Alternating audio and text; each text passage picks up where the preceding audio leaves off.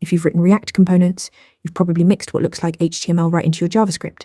That's not HTML. That's JSX, and understanding what it really is will change how you think about React. JSX stands for JavaScript XML.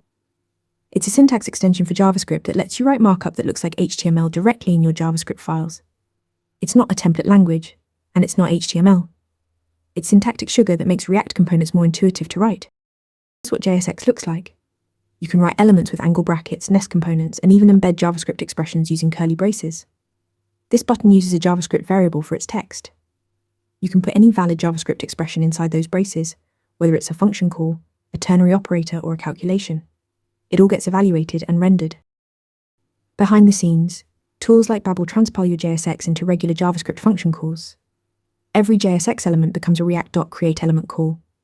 The tag name becomes the first argument, props become the second, and children become the rest. Your browser never sees JSX. It only sees plain JavaScript. JSX isn't required. You could write React using only createElement calls. But JSX is declarative and readable. It mirrors the structure of your UI, making it easier to visualize what you're building. That's why nearly every React developer chooses JSX over raw function calls. Remember, JSX is JavaScript XML, a syntax extension that compiles to function calls and makes your React code clean and declarative. Now go nail that interview question. Want to get better at answering questions like this? With Interview Mentor, you practice real interview questions out loud. You get personalized feedback and a grade on every answer, and you can track your improvement over time.